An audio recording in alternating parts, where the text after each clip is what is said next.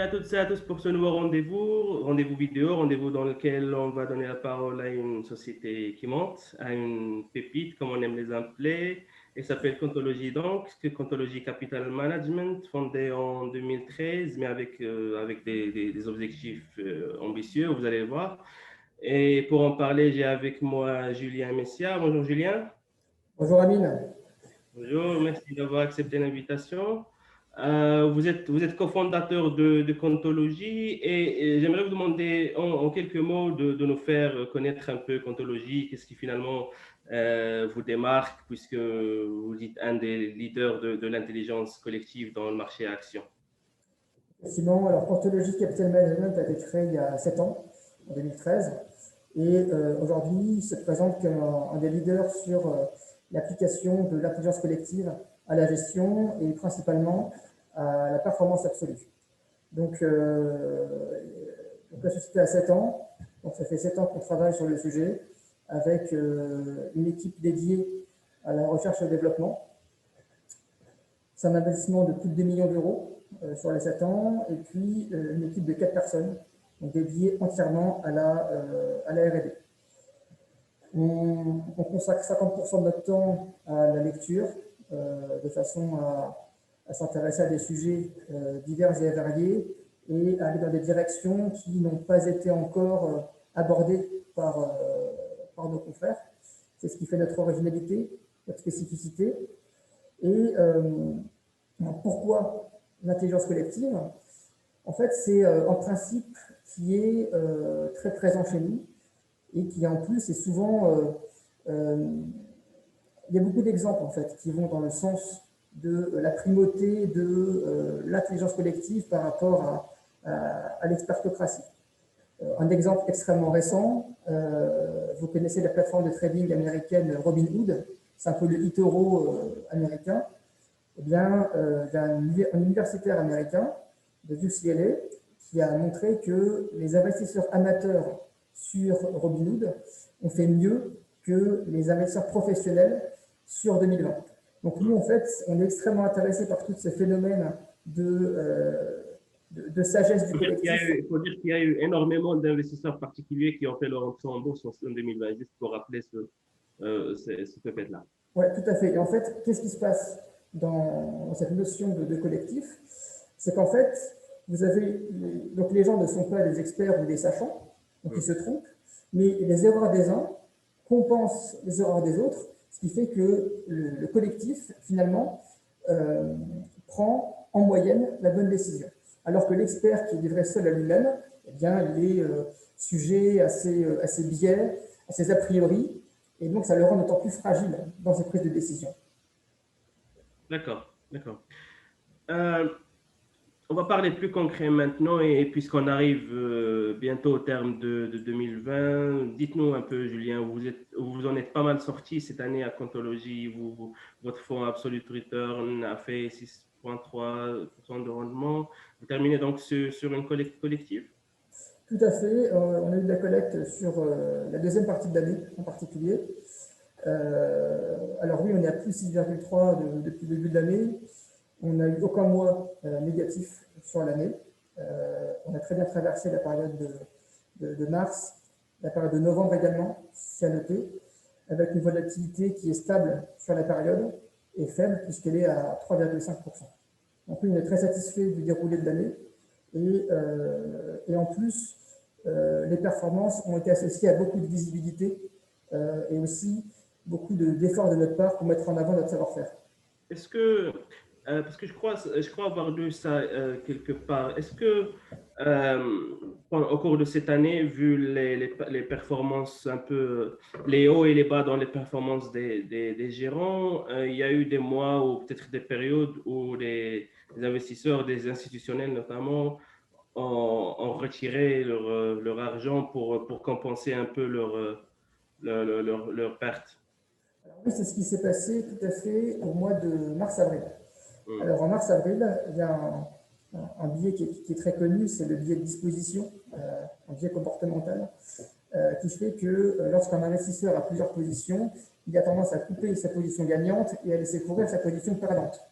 Donc, Donc, ça aussi, vous l'incluez dans votre type de gestion, vos analyses. Hein. bah, et tout à fait, en tout cas, Est-ce que vous l'avez prévu, par exemple? Est-ce que ça vous permet de prévoir, par exemple? bah, alors, on le prévoit, je ne sais pas si on le prévoit, par contre, on l'a subi au mois de mars, dans le sens où on était positif sur la période et nos clients avaient plusieurs lignes, dont beaucoup de négatives, et donc ils ont préféré arbitrer en sortant une ligne positive, en l'occurrence les nôtres, pour investir sur des lignes qui étaient très fortement négatives, le fameux billet de retour à la moyenne.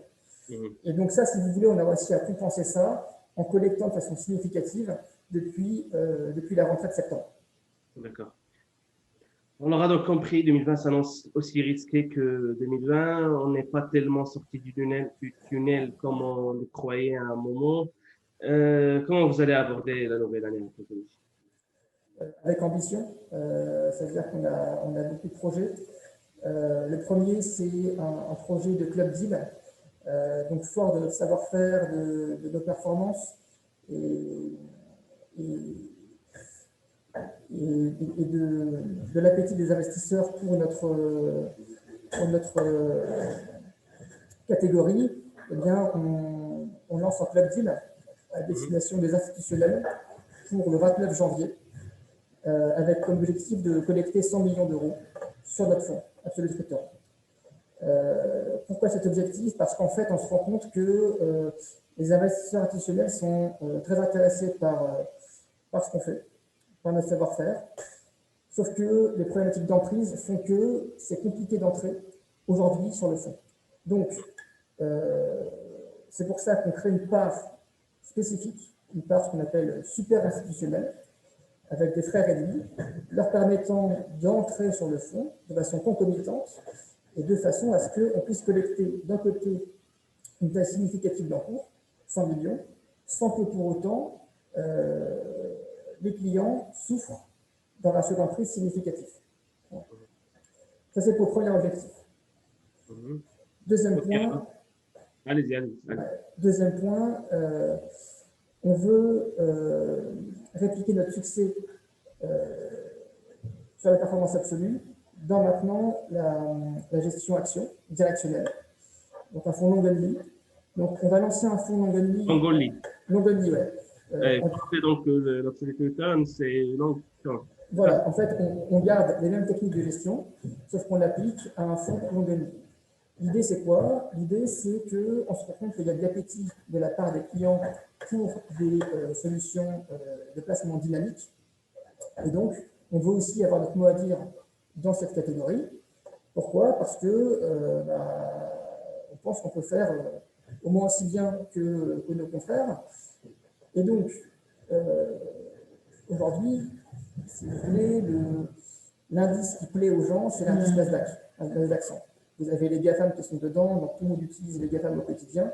Et quoi d'autre comme les GAFAM, juste pour préciser? Il y a les GAFAM, quoi d'autre sur le les GAFAM, c'est Google, Amazon, Facebook, Apple, Microsoft, qui représentent quand même 50% de l'indice.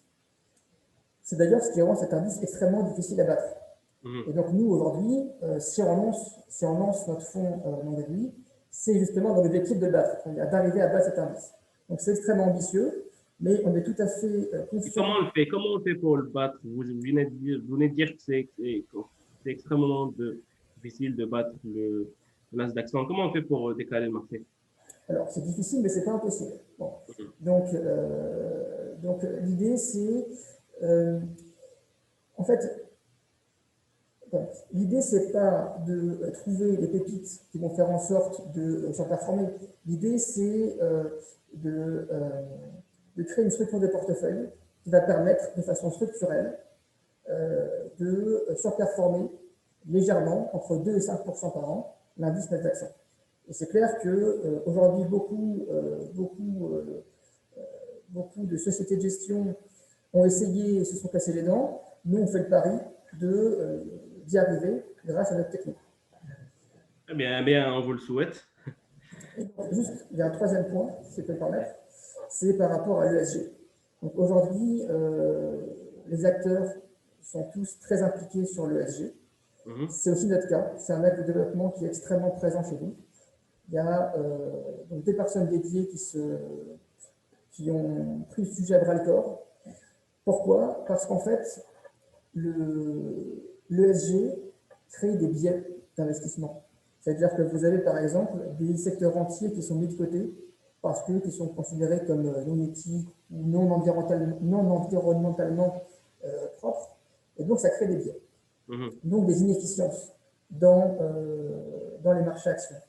Et nous, on fait le pari de dire qu'il est possible, de façon quantitative, d'exploiter ces biais à travers une solution d'investissement. Et en fait, de prouver que l'ESG, ce n'est pas uniquement du greenwashing, mais c'est aussi une matière à part entière dans laquelle on peut trouver des process intelligents. Très bien. Bien, merci Julien. Merci pour ces précisions. Je rappelle que vous êtes cofondateur de Contology Capital Management. Merci encore. Et quant à vous qui l'ont regardé, je vous dis à très bientôt.